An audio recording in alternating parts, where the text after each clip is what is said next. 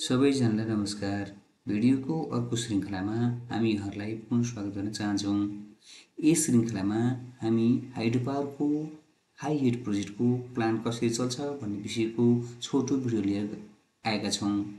यहाँले भिडियोमा देख्नुभयो जस्तै जब कमान्ड दिइन्छ, कमान्ड दिइसके पछाडि यसमा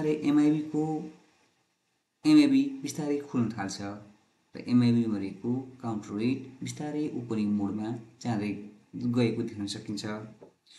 जब यो ओपनिङ मोडमा जान्छ त्यस पछाडि हामीले यसको नोजल ओपनिङ कति गर्ने भन्ने प्रकारको कमान्ड नोजलबाट दिइन्छ।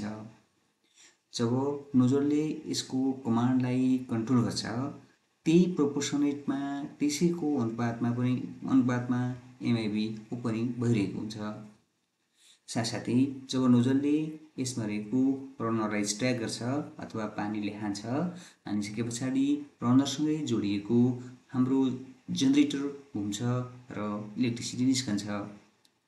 यसरी हाई हिट प्रोजेक्टमा सबैभन्दा चुनौतीपूर्ण कुरा के छ भने हाई हिट प्रोजेक्टकोमा पानीको ब्यालेन्स र पानी टर्बाइनको यसको रनरमा पर्न जाने इम्प्याक्ट सबैभन्दा बढी चुनौतीपूर्ण हुन जान्छ।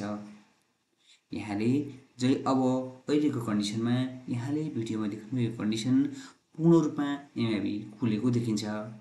साथसाथै यसमा अब रनरको साथसाथै हामीले जेनेरेटर पनि घुमेको देख्न सकिन्छ र साथसाथै यसमा इलेक्ट्रिसिटी निकालिएको हामी देख्न सक्छौँ। यस्तै र यिनै भिडियोहरूको लागि हामीलाई सम्झँदै गर्नुहोला। सबैजनालाई नमस्कार, धन्यवाद।